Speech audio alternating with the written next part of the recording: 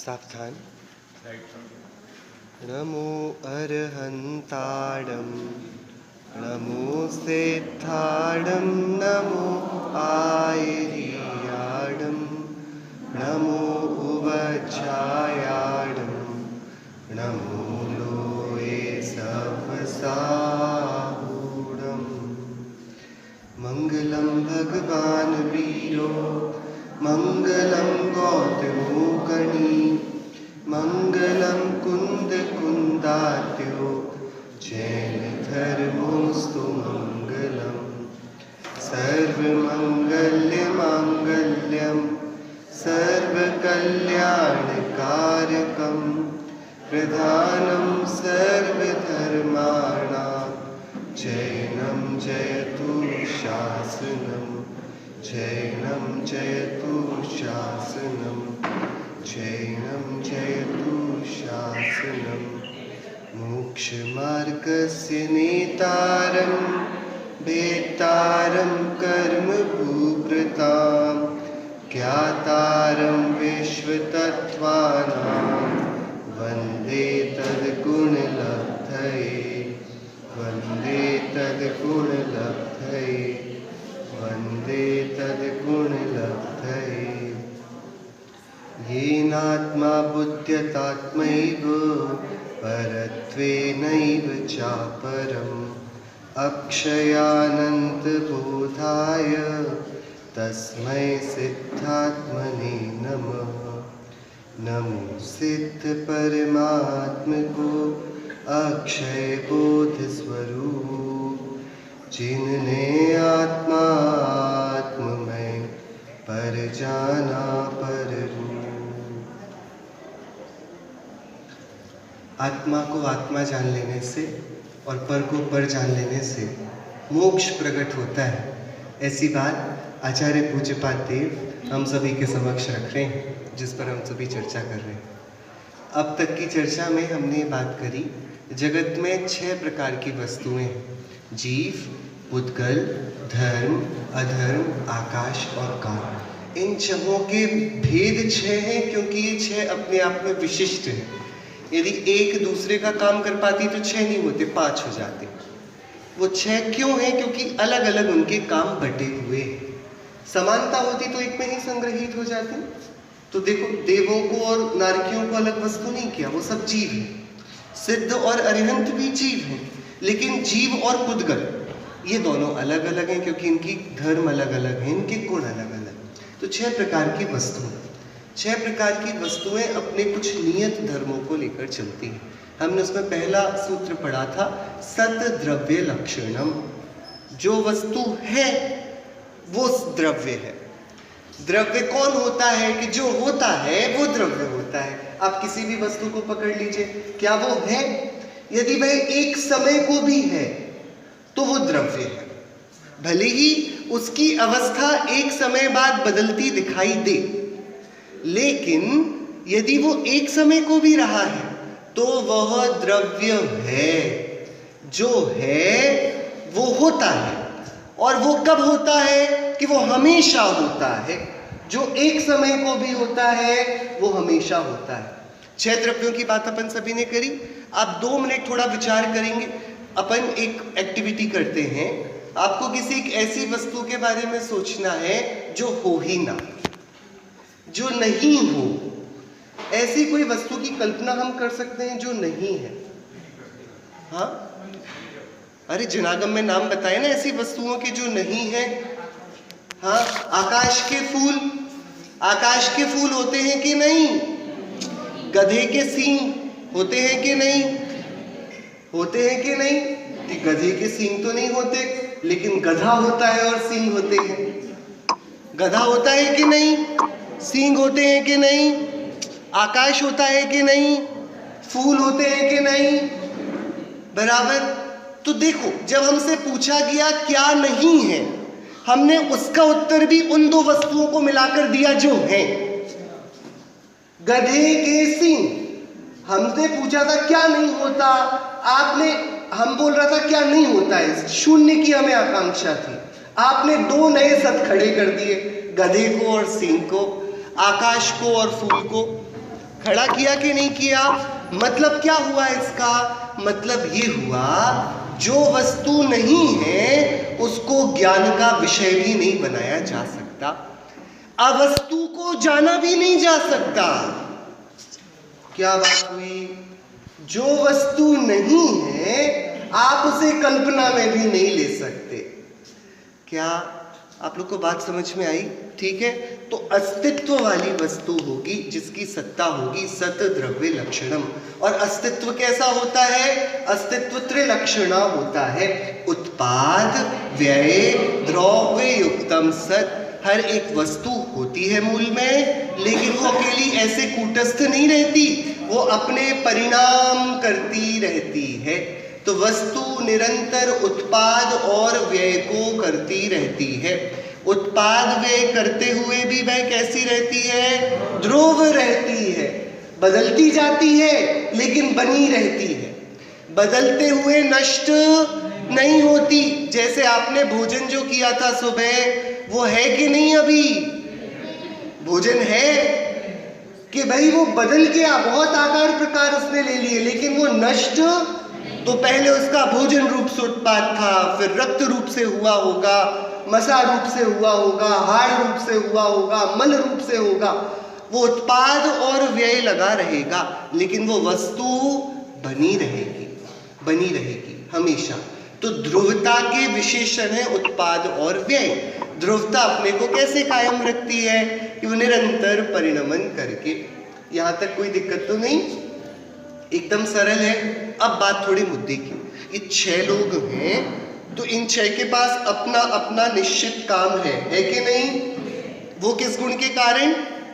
इनका होना अस्तित्व गुण के कारण, और इनके पास इनका कार्य होना वस्तुत्व गुण के कारण। किस गुण के कारण? वस्तुत्व गुण। और जो इनके पास कार्य है उसे वो कर पाते हैं, ये किस गुण के कारण होता है? द्रव्यत्व गुण के कारण। द्रव्यत्व गुण के कारण द्रव्य में हमेशा उत्पाद और व्यय हो रहा है, परिणमन हो रहा है।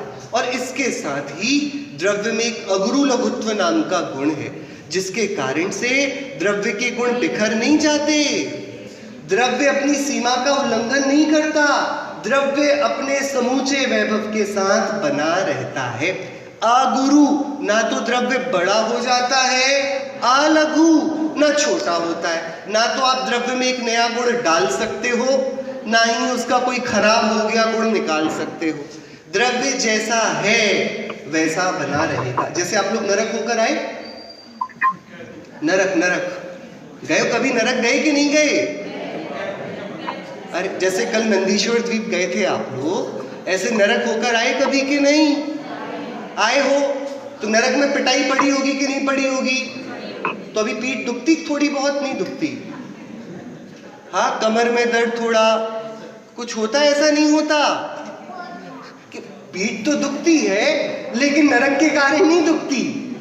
हाँ, कि अरे आत्मा अगुरु लघु है ना, ये एकदम वैसा का वैसा रिफ्रेश है। मरण के तदुपरांत ऐसे खरोच नहीं रहती आत्मा के प्रदेशों में कि बहुत पिटकर आया है नरक से तो थोड़ी देर तक आत्मा मनुष्य भव में भी कराहता रहेगा, ऐसा नहीं हो। क्या आत्मा के जितनी वेदना है वो शरीरगत, जब तक शरीर की स्थिति तब तक शरीर का संयोग छूटा तदजन्य सारे संस्कार, सारी वेदनाएं।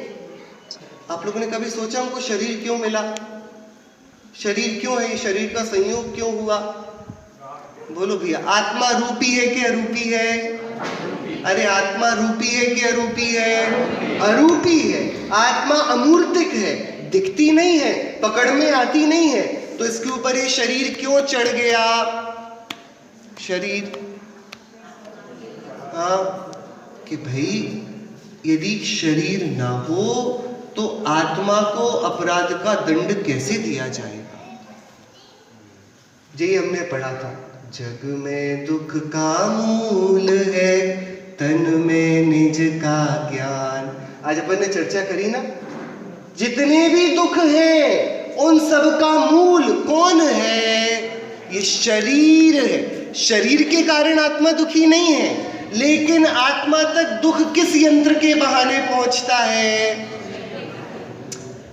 आपको गर्मी लग रही कि नहीं लग रही? अभी शर्माना नहीं है आप लोग, लग रही कि नहीं लग रही? तो किसको लग रही है, शरीर को कि आत्मा को? तो आप क्यों परेशान हो रहे हो? हाँ, गर्मी लग रही कि नहीं? कि शरीर नहीं होता तो गर्मी कैसे लगती, थोड़ा सोचो तो जरा। भूख कैसे लगती, फिर क्षुधा का दुख, वेदना का दुख, रोग का दुख, भय लग नहीं जाए, कट नहीं जाए, गिर नहीं जाए, हड्डी नहीं टूट जाए, ये सारे भय होते कि नहीं होते? तो कर्म के द्वारा एक व्यवस्थित योजना, षड्यंत्र के चलते ये शरीर बनाया गया। 8 कर्मों में नाम कर्म शरीर की रचना करता है। इसके अलावा कोई और कर्म नहीं है जो बाह्य वस्तु की रचना करता हो। कर्म ने बाहर की वस्तुओं में सिर्फ एक शरीर बनाया। क्यों बनाया? ताकि बाकी के कर्म अपना कार्य कर सके।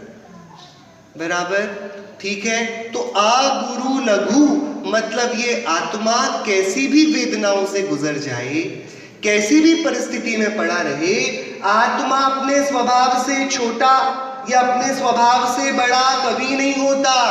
तो कैसा रहता है? जैसा रहता है। कैसा रहता है? कि जैसा जब आत्मा भगवान बनेगा ना, सिद्ध हो जाएगा, वैसा स्वभाव अभी रहता है। अगुरु लघुत्व गुण आत्मा के सिद्धत्व को सुरक्षित रखता है। कौन सा गुण रखता है आत्मा के सिद्धत्व को? अगुरु लघुत्व गुण, ठीक है। अब हमने सुबह देखा था, कोई वस्तु होती है तो होती है, कल भी देखा था, तो होती तो उसका विज्ञान होता है। तो वस्तु के होने के लिए चाहिए उसका आकार। क्या चाहिए? आकार। तो प्रदेशत्व गुण के कारण वस्तु का कुछ ना कुछ आकार, आत्मा का कुछ आकार है कि नहीं? कहां पर आत्मा भटकती है? आत्मा है नहीं है? कहां पर है? घर में छोड़कर आए हो, कहां है आत्मा? हमारे अंदर है ना आत्मा, है कि नहीं हमारे अंदर? आप में से किस किस के अंदर आत्मा है? अरे अंदर नहीं है, हम आत्मा है। बाहर कौन है जब अंदर आत्मा होगी? तो आपके अंदर आत्मा है अंदर आत्मा है, तो बाहर कौन है? हमारे अंदर आत्मा है और हम कहां पर हैं? बाहर। हाँ, कि अरे मैं आत्मा हूं, मैं, कोई अंदर आत्मा नहीं है। आंखें बंद करके अंदर देखो, अरे अंदर क्या देखे? ज्ञान चक्षु तो हमेशा खुले, प्रदेश प्रदेश में ज्ञान टपक रहा है। ये एक क्षेत्र अवगाह्य संबंध है। यहाँ कोई सुई लगाता है तो समझ में आता कि नहीं आता? मतलब यहाँ का ज्ञान काम करता कि नहीं करता? तो ज्ञान है मतलब वहां आत्मा है कि नहीं? कहां कहां आत्मा है? कि पूरे शरीर के प्रदेशों में, नख केश को छोड़कर ये आत्मा व्याप्त है। वो आत्मा में हूं, शरीर में नहीं। बात समझ में आई? आपके अंदर आत्मा है कि नहीं? अरे अंदर बाहर का कोई चक्कर ही नहीं, मैं एक वस्तु हूं और मैं ही हूं वह आत्मा। पक्की बात भैया? तो देखो भटकने का चक्कर खत्म हो जाएगा। आत्मा जब अलग दिखता है तब भटकने का डर रहता है, जब मैं ही आत्मा हूं तब कोई नहीं। तो वो एक प्रदेश वाली वस्तु, अखंड वस्तु, ये आत्मा है। ये प्रदेशत्व गुण के कारण हुआ। और एक आखिरी का गुण है प्रमेयत्व गुण। कौन सा गुण है? प्रमेयत्व गुण। इसके कारण क्या होता है? प्रमेयत्व गुण के कारण क्या होता है? वस्तु किसी ना किसी के ज्ञान का विषय बनती है। ये बड़ा चमत्कारी गुण है। प्रमेयत्व गुण का क्या मतलब है? जैसे कि मैं इसे देख पा रहा हूं ना, आप मुझे देख पा रहे हो कि नहीं देख पा रहे हो? मैं दिख रहा हूं आपको, तो क्यों देख पा रहे हो? आपके अंदर ज्ञान है इसलिए कि नहीं? जिनागम बड़ा स्वाधीन है। आपके पास ज्ञान हो तो ठीक है, लेकिन मुझे निजता का अधिकार है ना। मुझे भारत का संविधान राइट टू प्राइवेसी देता है कि नहीं? मैं नहीं चाहूं कि आप मुझे देखो, तो फिर आप देखोगे तो दंडनीय होगा कि नहीं होगा वो? अरे बोलो भैया, क्या ऐसे किसी को भी अधिकार होना चाहिए कि हमें झांक कर चला जाए? अच्छा लगेगा आपके घर में कोई भी झांक कर चला जाए? अरे बोलो, लगेगा कि नहीं? आप लोगों को गर्मी ज्यादा लग रही है, विहल हो एकदम। क्या भैया, ये आत्मा को नहीं जाना तो ये गर्मी तो कुछ नहीं है, अभी अपन को क्या पता है? हाँ, स्पर्शन इंद्रिय जन्य दुख है ना ये स्पर्शन इंद्रिय ऐसी है, जब तक संसार में रहते हैं तब तक छूटती नहीं।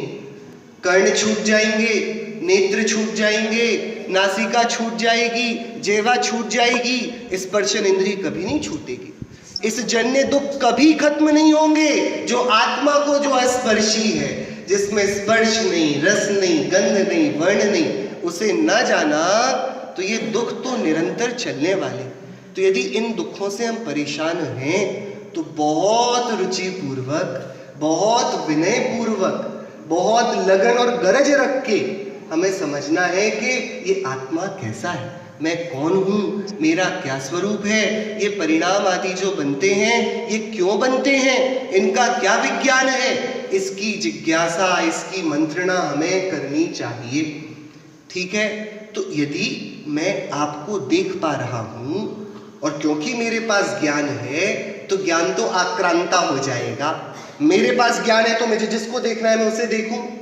जिनेंद्र देव की स्वतंत्र वस्तु व्यवस्था को ये स्वीकार नहीं। प्रत्येक वस्तु अपने में पूरी है, तो प्रत्येक वस्तु के पास एक प्रमेयत्व नाम का गुण है। वो प्रमेयत्व नाम का गुण ये स्वीकृति वाला एक प्रमाण पत्र है कि हाँ भैया, तुम्हारे पास ज्ञान हो तो मुझे जान लेना, मैं तुम्हें जानने का अधिकार देता हूं। ये प्रमेयत्व गुण है। अब बताओ, जगत की कितनी वस्तुओं को जाना जा सकता है? अपन थोड़ा विचार करें। ठीक है, आप क्या क्या जान सकते हो इस कमरे में? जो जानने योग्य होता है उसे बोलते गेय। क्या बोलते हैं? गेय। इस कमरे में कितने गेय हैं? कि जो कुछ है सभी कुछ गेय है। ज्ञान का जो जो विषय बन पाए वो गेय है। पक्की बात? हाँ जी के ना जी भैया? इसी को प्रमाण जब ज्ञान को बोलेंगे तो गेय को ही प्रमेय बोल देंगे। तो प्रमेय से प्रमेयत्व गुण बना। ठीक है, तो प्रमेय कौन कौन है इस कमरे में? प्रमेय कौन कौन है? सभी है। मतलब आप सबने क्या अनुमति दी है ज्ञान को? क्या अनुमति दी है कि मुझे जान लो, है ना भैया? हाँ जी के ना जी? भैया आप सुन रहे हो? क्या अनुमति दी है ज्ञान ने? मुझे जान लो। प्रत्येक वस्तु ने दे दी। अच्छा, ये तो इस कमरे की बात हुई। बड़नगर में कितने प्रमेय हैं, कितने गेय हैं? सारे। मध्यलोक में कितने हैं? ऊर्ध्वलोक में और अधोलोक में सभी के सभी गेय हैं कि नहीं है? सभी के सभी प्रमेय है कि नहीं है? तो सारे द्रव्यों ने चिल्ला चिल्ला कर बोला कि नहीं बोला, मुझे जान लो? बोला कि नहीं बोला? तो यदि सारे द्रव्य चिल्ला रही है मुझे जान लो, तो जिसको ये जानने को बोला जा रहा है उसके पास ताकत होनी चाहिए नहीं होनी चाहिए सबको जानने की? जिसको चैलेंज किया जा रहा है कि जान लो, उसकी ताकत को ही तो नापा जा रहा है कि जान पाओगे कि नहीं। भैया सुन रहे हो आप लोग? तो कितने गेय हैं? लोकव्यापी। और लोकव्यापी गेयों के पास है प्रमेयत्व गुण, जिस पर वो चिल्ला चिल्ला कर ओपन चैलेंज देते हैं कि आ ज्ञान मुझे जान। देते कि नहीं? तो ज्ञान की सामर्थ्य क्या नहीं होनी चाहिए कि वो सबको जान ले? होनी चाहिए कि नहीं? इसे ही ज्ञान का स्वभाव कहते हैं, सर्वज्ञ स्वभाव। क्योंकि जगत की प्रत्येक वस्तु ज्ञेय है, तो यदि उसे ज्ञेय नाम दिया जा रहा है तो उसे जानने वाला ज्ञान होना चाहिए। इसलिए ज्ञान का स्वभाव है केवल ज्ञान स्वभाव। आप में कितनी ताकत है क्या क्या जानने की? तत्वार्थ सूत्र के पूरे सूत्र याद कर सकते हो कि नहीं? हाँ, कर ही लिए। 6 डाला पूरा याद कर सकते हो कि नहीं? अरे आचारांग पूरा पढ़ सकते हो कि नहीं? द्वादशांग पढ़ सकते हो कि? अरे ये तो कुछ भी नहीं है। मेरे ज्ञान की सामर्थ्य प्रमेयत्व गुण के कारण जब जगत ने मुझे खुला निमंत्रण दिया कि लो मुझे जान लो, तो मेरे ज्ञान ने उसे स्वीकार किया कि हाँ मैं तुझे जान सकता हूं। यदि मेरी शक्ति पूरी प्रकट हुई तो जान भी लूंगा। ये सर्वज्ञता की सिद्धि का प्रमेयत्व गुण बहुत बड़ा प्रमाण है। पंडित दयानंद राय जी ने एक ग्रंथ लिखा धर्म विलास।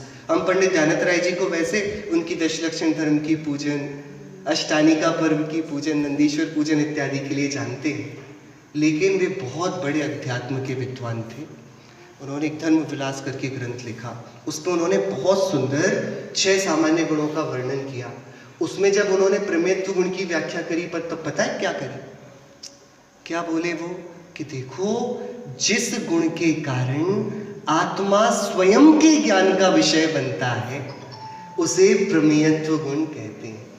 ज्ञान से तो हम दूसरों को जानते ही हैं, तो आत्मा सबको जान ही रहा है। जैसे आंख दिख रही है आपको, तो आपको मेरी आंख तो दिख रही होगी, आप अपनी आंख देख सकते हो क्या? नहीं देख सकते। आपको अपनी आंख दिखाई देती है, तो जगत में एक मत चल पड़ा, आत्मा दूसरों को देख सकता है, खुद को नहीं देख सकता। जैसे आंख दूसरों को देख सकती है, स्वयं को नहीं देख सकती। ज्ञान पर को जान सकता है, स्वयं को नहीं जान सकता। तब ज्ञानत्रय पंडित जी आए, उन्होंने बोला नहीं भैया, आत्मा में जैसे अन्य द्रव्यों में ज्ञान का ज्ञेय बनने की शक्ति है, आत्मा में भी तो प्रमेयत्व गुण है। तो इसलिए आत्मा स्व पर प्रकाशी हुआ। आत्मा स्वयं को भी जान सकता है और पर को भी जान सकता है। आत्मा स्वयं को भी जानता है और आत्मा पर को भी जानता है। आपको आत्मा दिखाई दे रहा है कि नहीं? अभी तो गर्मी लग रही है, अभी तो कुछ और नहीं समझ में आ रहा। भैया आत्मा दिखाई दे रहा है कि नहीं? अरे बोलो भैया, हाँ या नहीं? मुझे देखना आत्म देव कैसा है, मुझे देखना आत्म देव कैसा। भैया आत्मा देखना है कि नहीं देखना? अरे देखना है कि नहीं? आप लोग हाँ या ना कुछ बोलते ही नहीं। देखना है तो देखो, आत्मा अभी दिख रहा है आपको? आत्मा तो नहीं दिख रहा, तो क्या दिख रहा है बताओ? जो आत्मा नहीं दिख रहा है तो क्या दिख रहा है? मैं दिख रहा हूं आपको? मैं दिख रहा हूं? अरे मैं दिख रहा हूं कि नहीं? मैं दिख रहा हूं आपको? कुछ तो बोलिए, मुझे आवाज ही नहीं आ रही। हाँ, तो मैं कहां दिख रहा हूं? आप मुझे कहां देख रहे हो? ज्ञान में। वो ज्ञान कहां बन रहा है? हाँ, वहीं पर ही मैं, आप मुझे नहीं देख रहे, मेरा आपने चित्र बनाया है अपने ज्ञान में। जैसे आपके घर की टीवी में कौन बनेगा करोड़पति आता है कि नहीं, तो आप लोगों के घर में रोज रात को अमिताभ बच्चन आ जाता है कि नहीं? अरे आता है कि नहीं? आता है? आप लोगों के घर में अमिताभ बच्चन आता है नहीं आता है? अरे आता है कि नहीं? कि अरे वो आना आना थोड़ी कहलाता है, वो तो टीवी में ही आया, तो टीवी नहीं बनाया ना। तो आपने किसे देखा? टीवी को देखा कि अमिताभ बच्चन को देखा? क्या देखा भैया? क्या? थोड़ा समझना पड़ेगा हमको। आप मुझे देखते हो कि अपने ज्ञान की टीवी को देखते हो? ज्ञान के पर्दे पर ये चित्र बन के निकला है।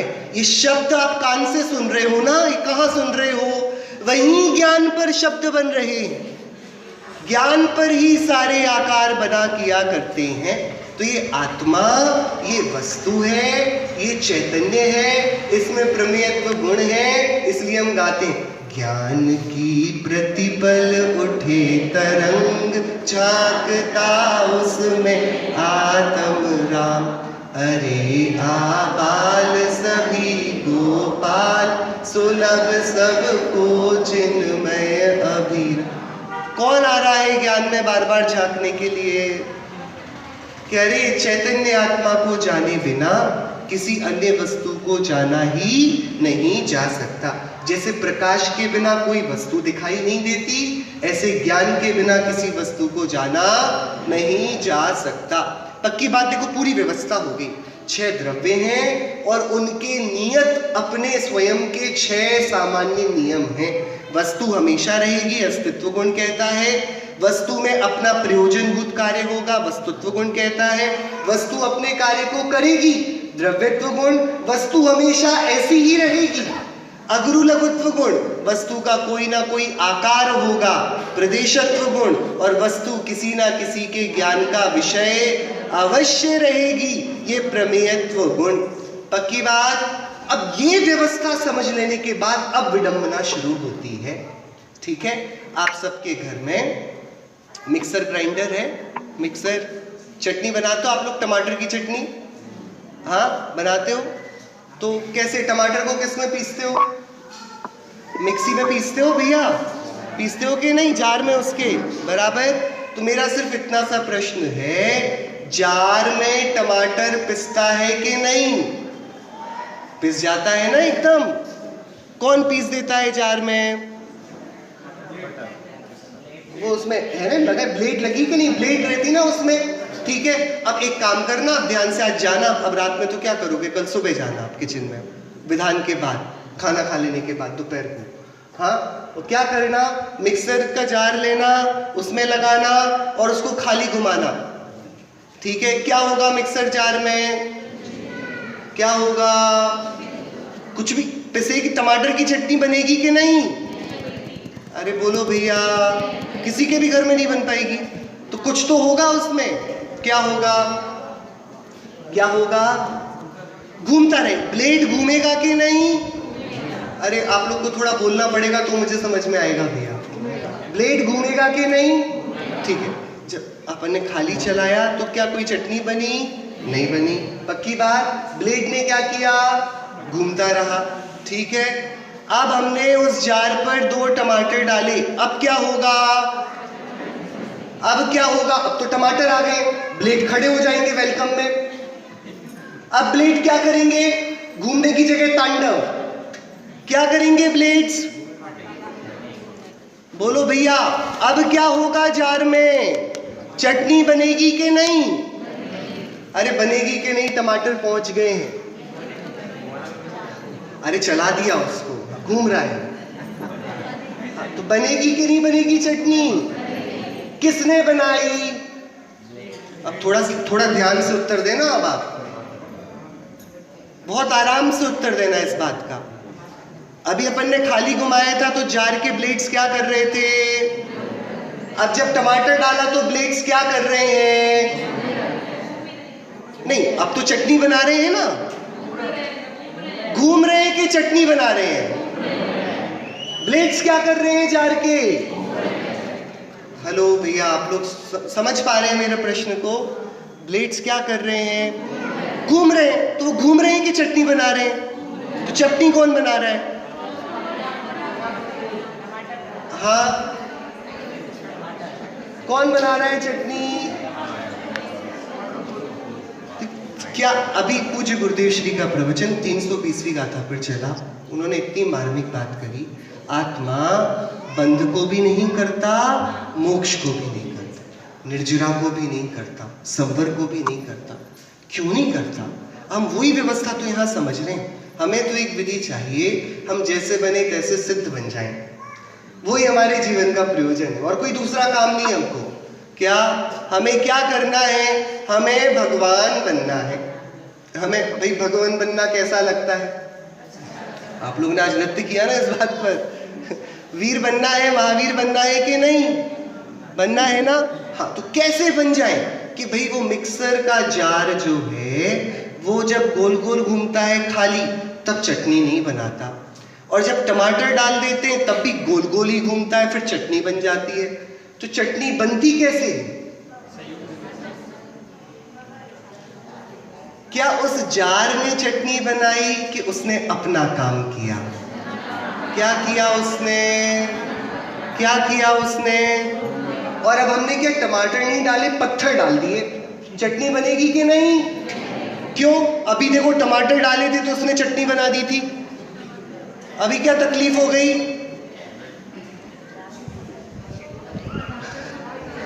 तो चटनी कौन बनाएगा?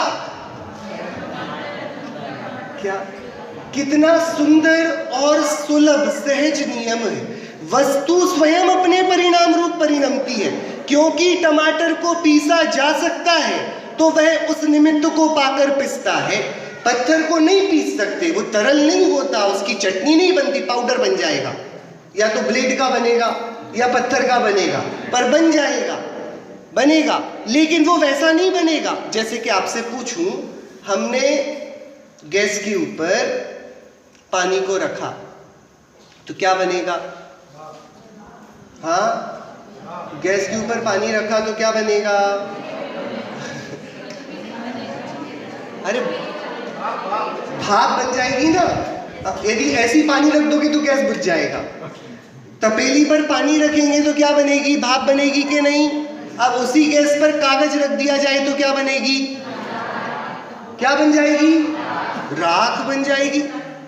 तो ये गैस से बनता क्या है? भाप बनती है कि राख बनता है? बनता क्या है?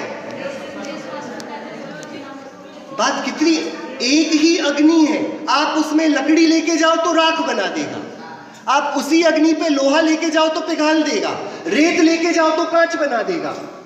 आप वस्तु एक है, अलग अलग वस्तु लेके जा रहे हो, अलग अलग वस्तु निकल रही है। मतलब अग्नि किसे बनाती है? कि अग्नि बेचारी बोल रही मैं आज जल रही हूं, मैं जलूं के बनाऊं? अग्नि तो, वो ब्लेड तो अपनी दूरी पर घूमती है ना। प्रत्येक वस्तु अपना काम कर रही है, उसके निमित्त पर दूसरी वस्तु में जो कार्य होता है वो इस वस्तु के कारण नहीं, उस वस्तु के स्वभाव के कारण होता है। पानी की भाप बन सकती है, लोहे को पिघलाया जा सकता है, मोम को तरल किया जा सकता है, तेल को जलाया जा सकता है, लकड़ी की राख बनाई जा सकती है, लेकिन इसमें अग्नि का बिल्कुल भी अपराध नहीं।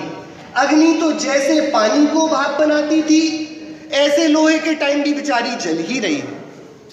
तो क्या सिद्धांत निकला कि एक द्रव्य अपने सारे परिणामों को करता है, लेकिन दूसरे के परिणाम पर बिल्कुल भी हस्तक्षेप नहीं करता, नहीं करता।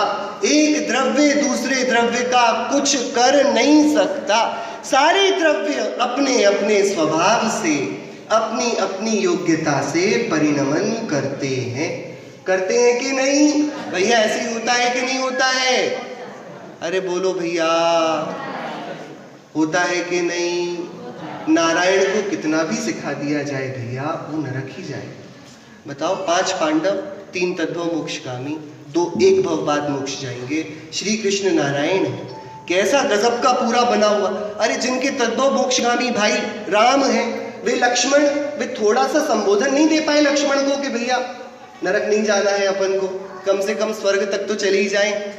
इतना नहीं सिखा पाए कि अरे जिस वस्तु की जैसी योग्यता है, आदिनाथ भगवान मारीची को क्या समझा पाएंगे?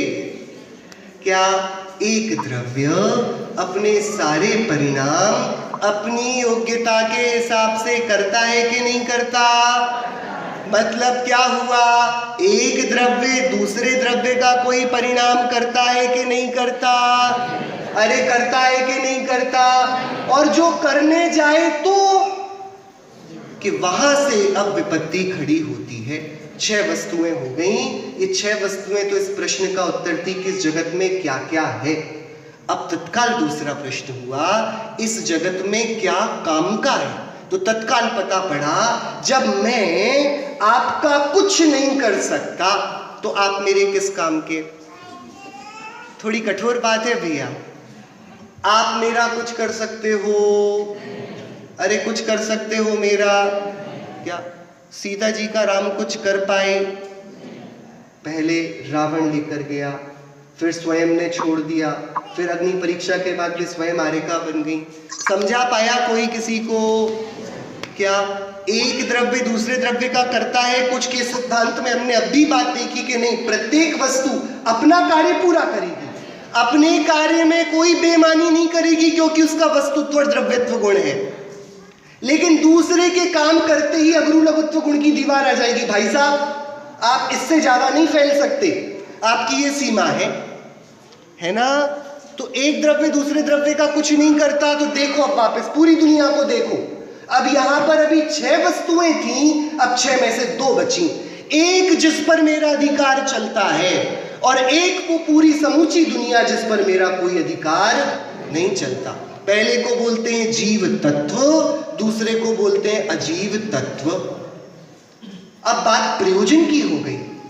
अभी तक बात जानकारी की चल रही थी कि जगत में क्या क्या है हम देखें तो। अब प्रश्न बदल गया, जगत में क्या क्या है जो काम का है। कि भैया पूरे जगत को छाना और देखा हमने निहार, और कुछ ना खूब। एक आत्मा है, एक आत्मा। तो एक जिसमें मेरा ज्ञान दर्शन पाया जाए वो जीव तत्व, और एक इसके अलावा जो कुछ भी है वो सब कौन हो गए? आप लोग जीव हो के अजीब?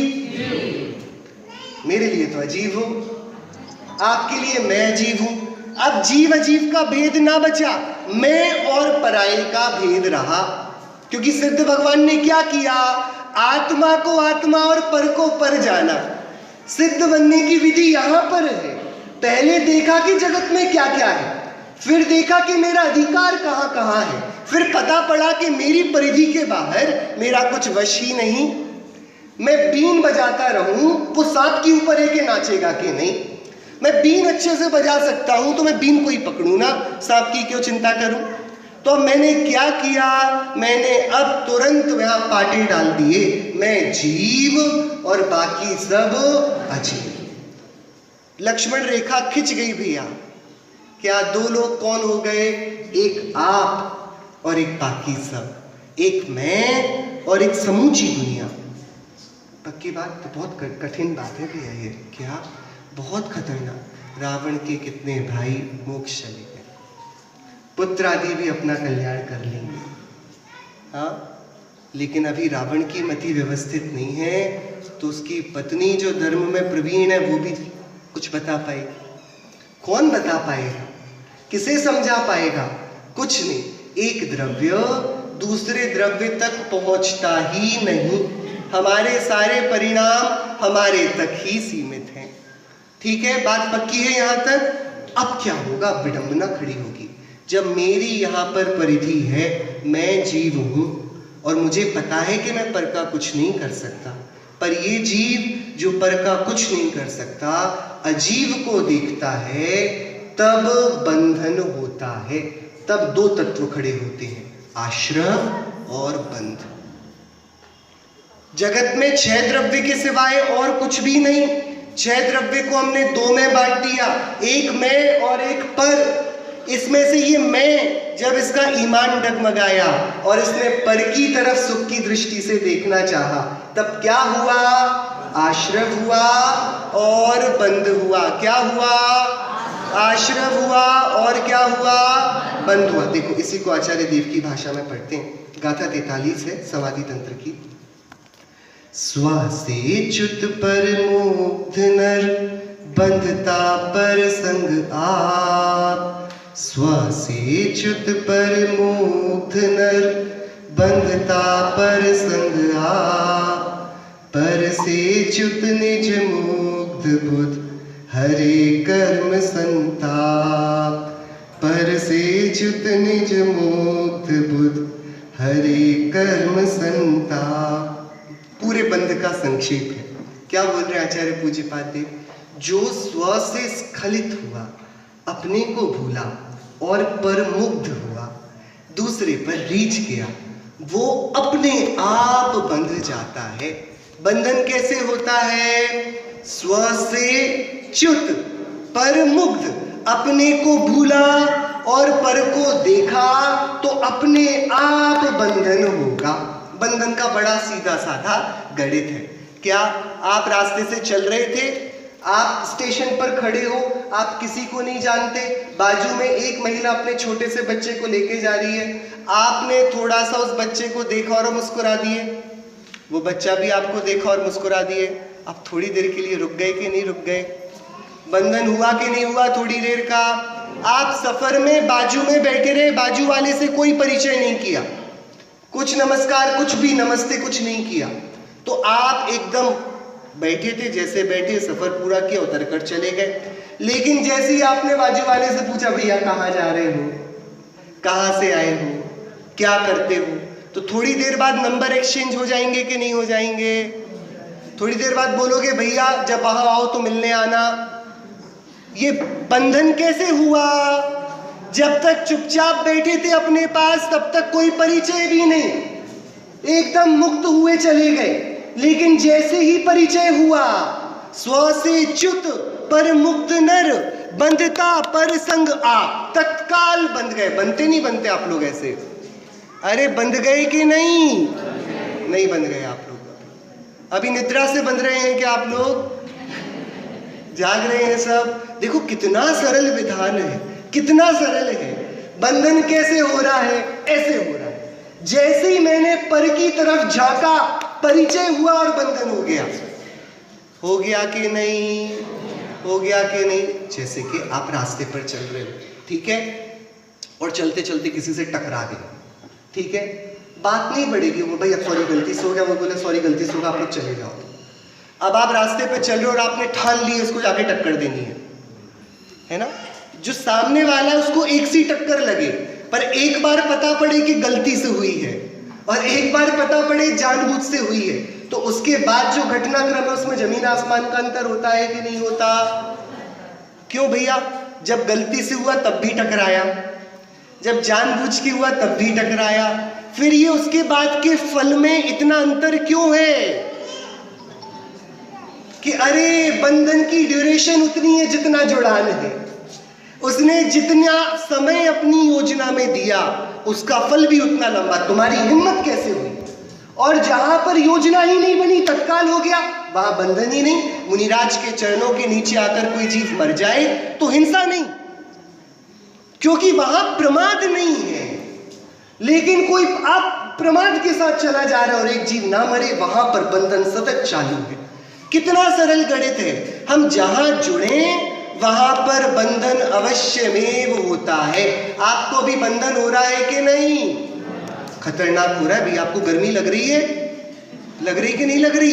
सुनना, आचार्य उमा स्वामी देव ने लिखा तत्वार सूत्र ग्रंथ में, दुख शोक तापा क्रंदन शोक परिवेदन, ये जितने भी प्रकार है ना, इनसे असाता वेदनीय कर्म का आश्रय होता है।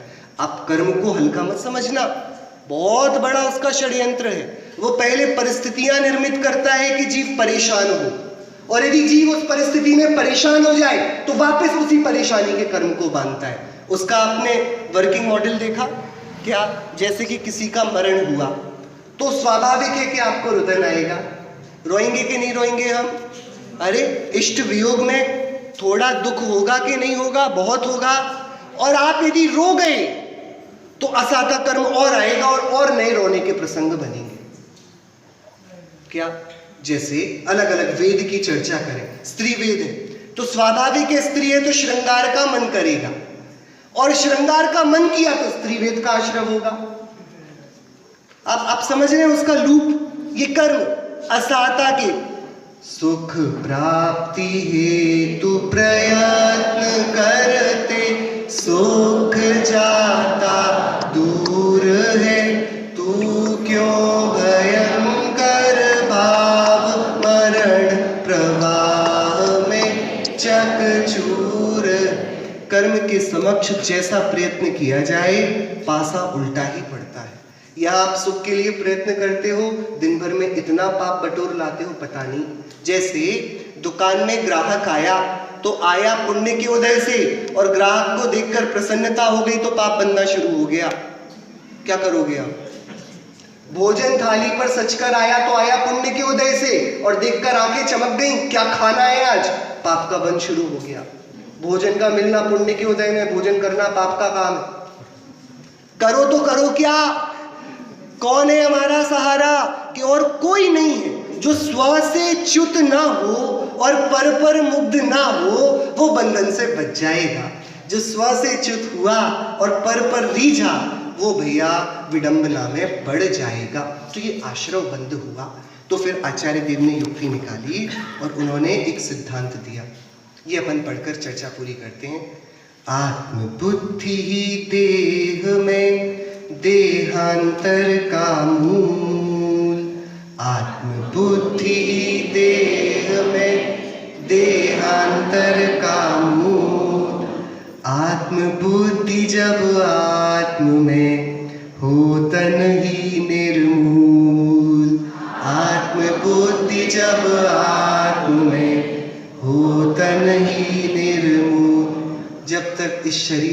आत्मा दिखती है तब तक नए शरीर मिलते रहते हैं, और जब शरीर के होते हुए भी शरीर अपना ना दिखे, आत्मा ही अपना लगे, तब शरीर ही चला जाता है, सिद्धत्व प्रकट होता है। मतलब ये जीव जब अजीव को देखता है तो आश्रव बंद होता है, और जीव जब अजीव को भूलकर जीव को ही देखने लगे तो संवर और निर्जरा फूटते हैं और मोक्ष प्रकट होता है।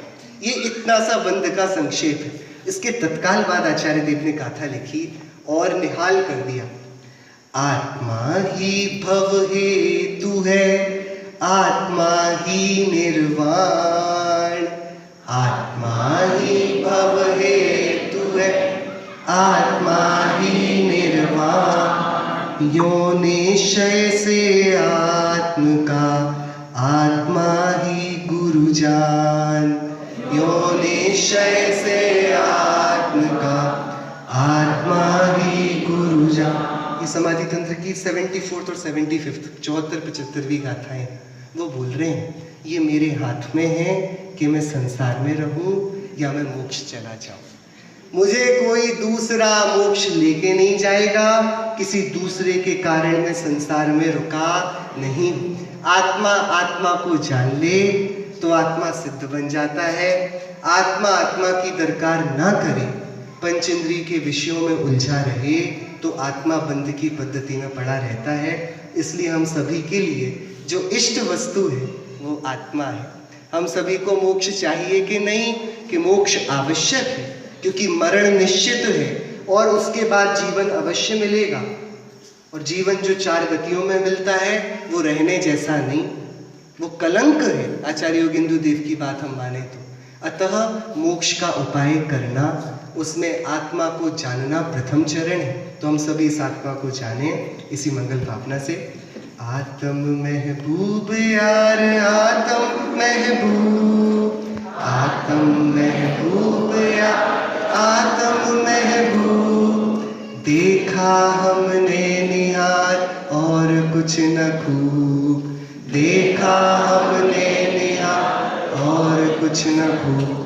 जिस आत्मा को देखकर सिद्धत्व प्रकट होता है, उस आत्मा अपने स्वभाव को हम देखें और अनंत सुख को प्राप्त हो। सी मंगल।